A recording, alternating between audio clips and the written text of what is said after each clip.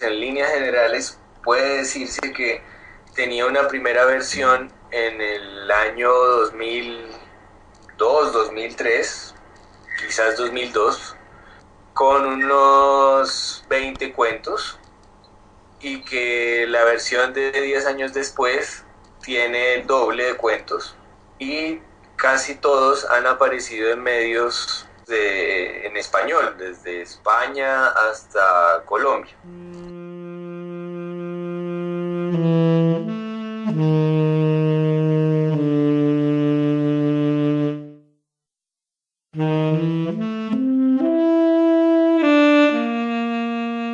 Semejante a la vida tiene, como todo lo que he leído de Ricardo Silva, una elegancia espiritual que en un muy buen sentido somete al lector.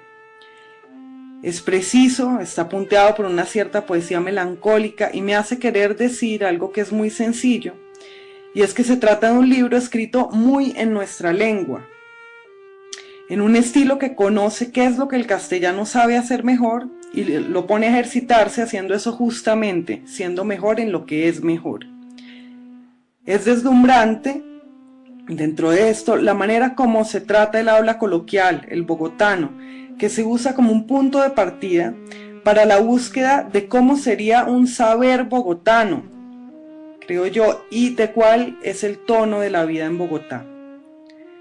Semejante a la vida es una colección de cuentos, muchos de los cuales son más bien pasajes autobiográficos o casi ensayos personales, que contiene textos escritos a lo largo de una década, a lo largo de algo así como la última década de la juventud, desde la que se mira atrás a las edades precedentes que conforman el tiempo del crecimiento.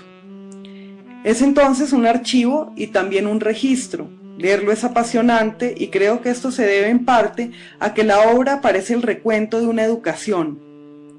Da cuenta de los días y de la transformación de su autor y al mismo tiempo el lector percibe que la escritura misma del libro ha sido el instrumento de esa transformación y que puede constituir también para él, para el lector, una especie de fuente de información acerca de la vida posible, de cómo es posible vivir.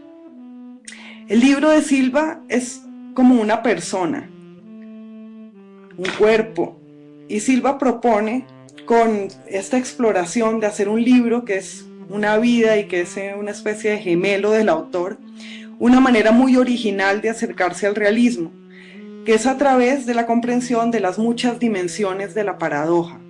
Creo que es el recurso que el libro más explota y lo hace con un gran éxito.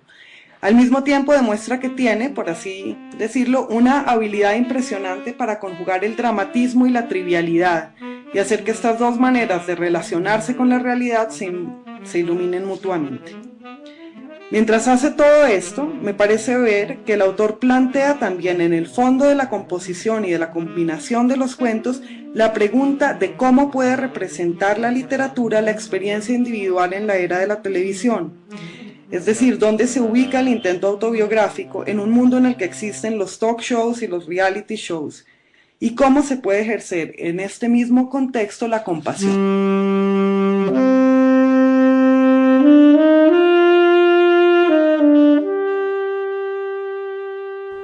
Hay dos cuentos que han circulado más, que son Semejante a la vida y El Cucho. El Cucho ha aparecido en unas 3 antologías y Semejante a la vida también. Semejante a la vida siempre le ha dado título al libro, nunca otro título le ganó. Y está sacado de un epígrafe de Alejo Carpentier, Semejante a la noche.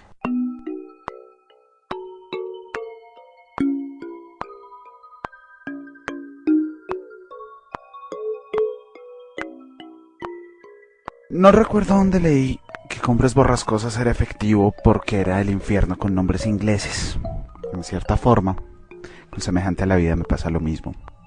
Creo que es un cuento en el cual, a través del escenario más común y más horriblemente contemporáneo que uno se pudiera imaginar, un set de televisión, Ricardo logra develar lo peor de nuestra condición humana, nuestro exhibicionismo.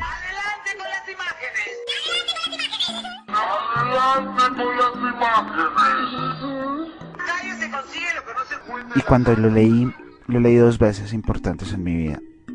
La primera fue para un cuento, fue para un trabajo de la carrera. Y la segunda lo leí para mis chicos en clase, en la universidad. Y esa noche llevé a Ricardo, esa tarde llevé a Ricardo. Fue muy divertido porque en la primera yo pensaba en Laura Bozzo y Gary Coleman como Pilar Navarro y el señor Marroquín. En la segunda vez seguía pensando en Laura Bozzo como Pilar Navarro, muchos personajes más. Pero el señor Marroquín cambiaba de imagen. El señor Marroquín ya no solo era Gary Coleman, sino era Macaulay Culkin.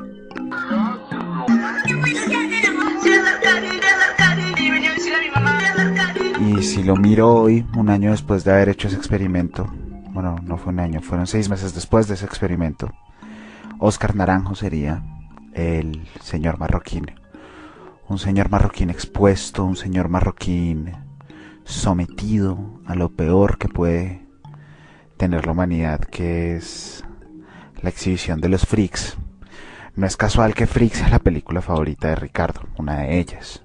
Una de las mías también. Una película en la cual aparece la historia tenebrosa de lo que somos. Un permanente juego de exhibición.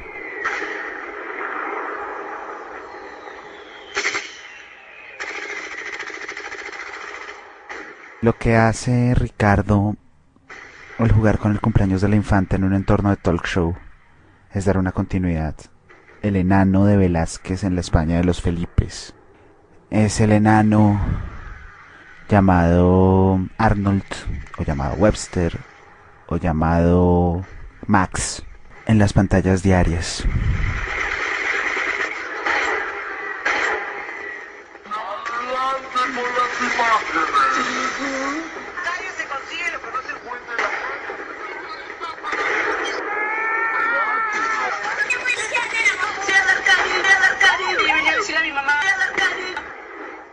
El cuento sucede en un programa tipo Laura en América, talk show amarillista, el miserable, en el que todas las horrores humanos están explotados para conseguir rating.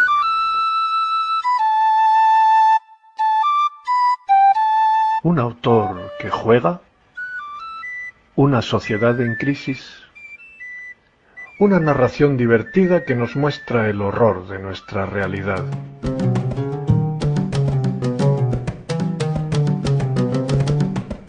Luz Mari Giraldo nos habla de la obra de Ricardo Silva Romero, Semejante a la vida. Ricardo Silva se ha manifestado en su narrativa desde su primer libro de cuentos como un autor, digamos, sumamente sugestivo, como un autor juguetón, pero un autor que juega en serio a la ironía.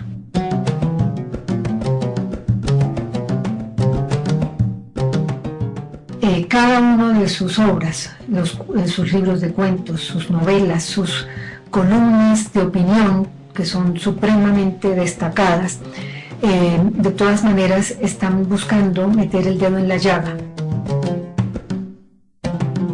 Y meten el dedo en la llaga en una sociedad que muestra él claramente en crisis, una sociedad donde los medios abusan de los seres humanos, se aprovechan de los seres humanos, por ejemplo, donde, digamos, distintas circunstancias de la vida cotidiana está enalteciendo lo que no debe ser enaltecido y degradando lo que no debe ser degradado. Ricardo maneja muy bien el tono, maneja muy bien la escritura, como pocos autores jóvenes de los contemporáneos. Sabe escribir, y cuando hablo de escribir, conoce las reglas de la gramática. Y sabe escribir apuntándole a eso, a mostrar la literatura como un verdadero espejo de la realidad, con el cual el lector se divierte, pero al mismo tiempo toma conciencia de el horror de muchísimas cosas.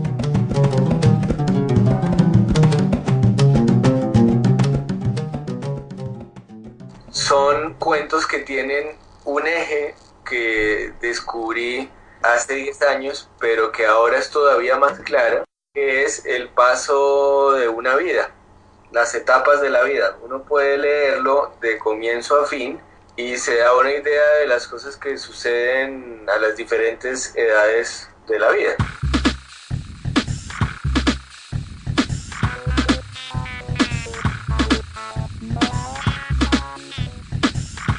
Carlos Manuel Vesga, ¿cómo y cuándo llegó a sus manos El Cucho?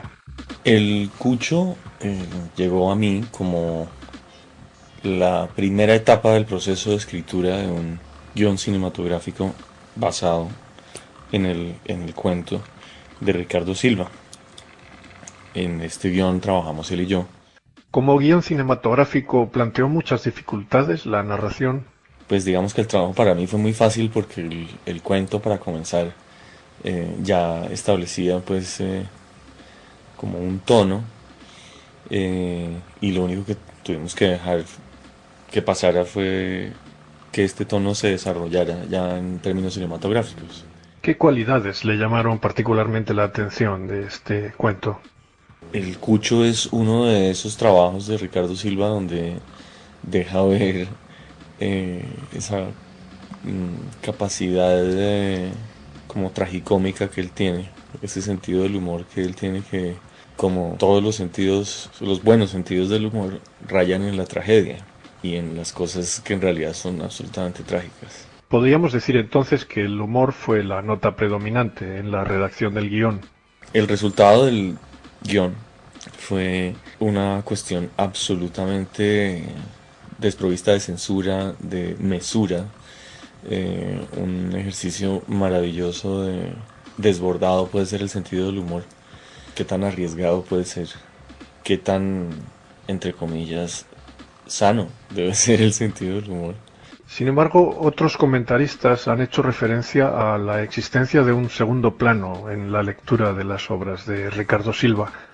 ¿Coincide usted con ellos?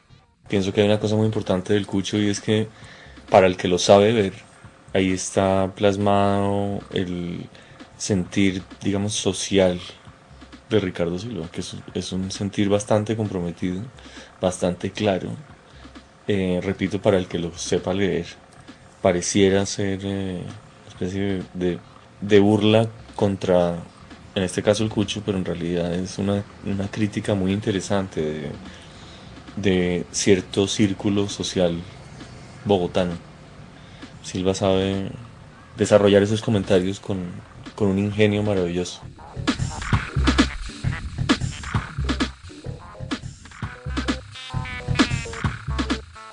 Luis Fernando Afanador, Ricardo Silva Romero es menos conocido como escritor de cuentos que como novelista. ¿Encuentra usted algo a faltar en los relatos cortos de Ricardo Silva?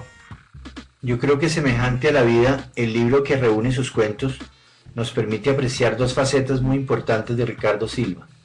La primera es la de creador de tramas. No sé si es la gran influencia del cine en su vida, pero lo cierto es que él tiene una gran facilidad para inventar tramas, y las tramas son muy importantes, no solo en sus ficciones, sino en todo lo que escribe, incluidas sus columnas de opinión. Ricardo Silva disfruta armar tramas, se la pasa inventando historias que van más rápido que su capacidad de escribirlas. Pienso que no le va a alcanzar la vida para escribir tantas historias que se le ocurren. Y bueno, una trama bien urdida es algo connatural al género del cuento. Por eso no hay que sorprenderse con su faceta de cuentista, aunque sea menos conocida que la de novelista. Por cierto, su primer libro publicado en un sello editorial es un libro de cuentos, Sobre la tela de una araña. Hay quien considera que el cuento es un género literario inferior a la novela. ¿Lo decepcionó a usted el libro de cuentos Semejante a la vida? De pronto, Ricardo Silva aparece con un libro que contiene 42 cuentos y algunos los puede sorprender. No, para mí no es nada extraño, es casi como el libro más obvio que tenía que publicar, una antología de sus cuentos, el género en el que más cómodo se debe sentir. En términos cronológicos al menos, Semejante a la vida fue una obra dispersa. ¿Le resta esto unidad como obra literaria? La segunda faceta que revela Semejante a la vida es la de su trabajo en los medios. Ricardo Silva no es un escritor mediático, sino un escritor que se ha ganado la vida escribiendo para los medios. La diferencia es muy grande, tan grande como querer ser famoso y tener que vivir diariamente de la pluma en Colombia, que no es precisamente el paraíso de los que escriben. Estos cuentos fueron publicados en diferentes periódicos y revistas a lo largo de 9 años entre 2001 y 2010, muchos de ellos por encargo. A pesar de cierto rezago romántico y maldito, hay que decir que ni los encargos ni los plazos fijos le hacen daño a un escritor ni a una obra, según lo demostraron hace mucho tiempo autores como Dickens o Dostoyevsky. Al contrario, es un reto creativo que puede estimular positivamente a un escritor, aunque esto es mera anécdota, mera biografía.